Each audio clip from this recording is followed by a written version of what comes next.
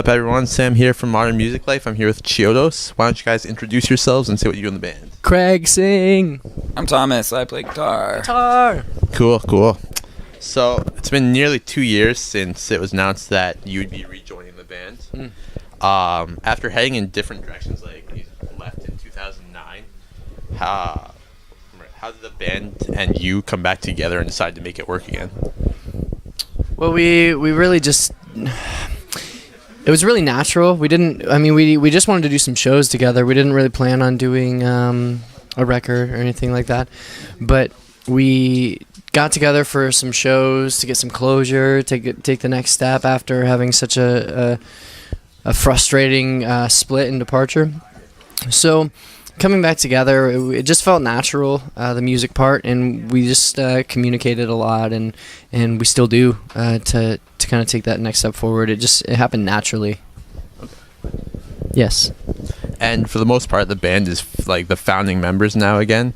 13 years, it's a long time. Most bands can keep that many of the founding members for that long. So what effect do you think that has on the band and the popularity and how people perceive your music and stuff?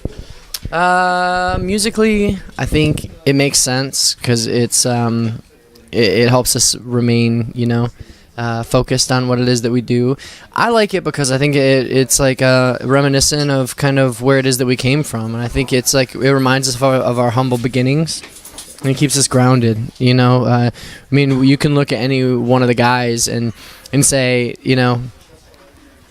don't give me shit because I have dirt on you. I've known you for 13 years. Like, I remember when you did this or that.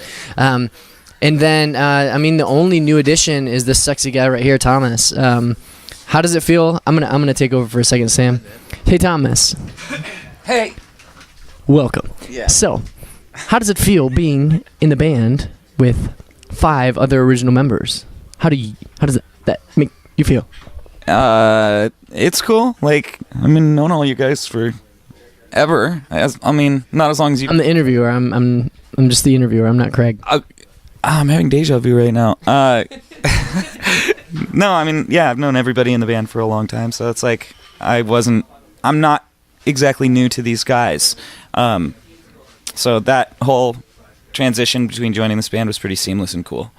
So it's been good for me. Me too. Sorry about that, Sam. No problem. Your new album, Devil, is coming out April 1st. What should fans expect from it or comparing it to other stuff such as Bone Palace Ballet, the older records, stuff like that? Maturity, I think. Like, it goes in a lot of directions. It's definitely in the vein of Bone Palace at times, but I think that there's definitely that aggressive raw Chiodos that, was all's well that ends well. And then I think there's some new directions that none of us have ever ventured into. Some One Directions. Some One Direction, some Harry Styles type shit. A good thing or a bad thing? That's for you to figure out. I think, you hear evolution, you hear matured songwriting, and it's all over the place. It's a Chiodos record. No 2 songs sound the same, but they all are cohesive as one thought. Cool. This is a question for you. For me? Kind of. You were quoted as saying that during the writing process, there were times when you caught yourselves falling into old habits. How is it that's something you dealt with throughout writing the record? One more time? You were quoted as saying, during the writing process, there were times when you caught yourselves falling into old habits. Yeah. How is that something you dealt with throughout writing the record? Communication, really. Stopping and taking a look. And I think the most important thing is recognizing and being conscious of what it is that you're experiencing. And I think that we have enough perspective to remain conscious in those moments now. So when those moments happen, we notice them and can communicate as opposed to not noticing them and let them build up. We fall into old habits, probably daily. That's natural, When you see a best friend after years, you fall back in, and then, you have little smacks in the face that remind you that it's not everything is the same. We grew a lot in between the time we were apart, and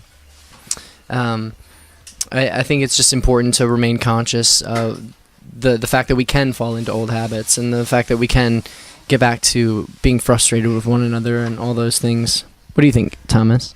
Yeah, I think that I think that it's part of being a human being is kind of dealing with that on a day-to-day basis. Is trying to not do things the same all the time, especially when you're an artist and you do music. You're constantly looking for the next thing that you can do, and I think that when you do this for a living and you love it like we do, you're trying to live that way too. So you don't want to get stuck in those situations all the time. I like this. All right. And David Bottrell, who produced your guys' new album, He'll be here tonight. Oh, there you go. He's worked with some pretty big bands. What was the process like working with him? It was cool. I mean, you want to take this one? Yeah, he was like super. He was super. I didn't mean take the mic, Thomas. Give it back. He was super hands-on and awesome, and I really like him. And yeah, he definitely brought a super creative approach to producing a record. And especially for 6 crazy guys like us, he kind of reeled it in, and that's absolutely what we needed. Even though sometimes that comes at a certain annoyance level of members of the band when you want to do things your way and you got to try everybody else's way though, and Dave's was really good about kind of leading us in that. Let's try it everybody's way, and then we'll make an educated decision. There was never a time when someone had an idea and it wasn't worked out. Like, we tried everybody's idea, and that can be really tedious. Yeah. And he was kind of the mediator in the pre-production room. Mm-hmm. All right. And where is your guys' favorite city or country to play? City or country? Favorite city or country? Where in the world? Go. Seattle. Flannels and grunge. I'm going to say anywhere in Michigan. We're repping our home. Antwerp, Belgium. Shout out. Band-wise, what's the favorite tour that you've been a part of? Like playing with bands and stuff. Oh, that's a great question. First tour we ever did together was probably my favorite tour I've ever done. Me too. It was fun. We were excited about touring and being in bands then. Do you see a difference in audiences when you play in different parts of the world? Absolutely. Different audiences breed different things. I think a lot of it has to do with the economy of that place too. You go to a place like Jacksonville, Florida, and they're a lot more angsty. It's the different cultures that it breeds, and I think a lot of it has to do with the economy and the poverty and all that stuff. You go to a Detroit and it's way more violent. You go to an Amsterdam and they're more timid. You know what I mean? And I think that's a direct reflection of society.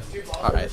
And at a show such as the one tonight, you guys are playing with Life Ruiner, who's kind of a different style of music. Yeah. How do you think that it works for the audience? Like, how do they appreciate the different types of music and to accept them and stuff like that? I'd really like to say that, I'd like to think that most Chiodos fans are really intelligent.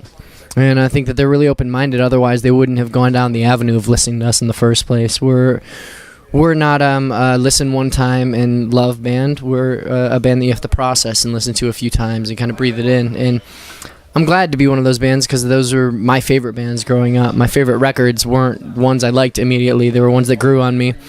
And I think that within that, that the open-mindedness leans itself to having bands like Life Ruiner and Prophets on dates like these. So it's going to be a great time, and I think that the Chiodos fans are just open-minded and pretty intelligent individuals. All right. I have one more question that goes back to my grade 12 Sure. English class. My teacher played your song, One Day One We'll All Become Monsters. Your teacher is awesome. Was that a direct relation to King Lear? Yes. Okay. Yes, it was. Awesome. Smart man. Very cool. Nice. Yep. King Lear.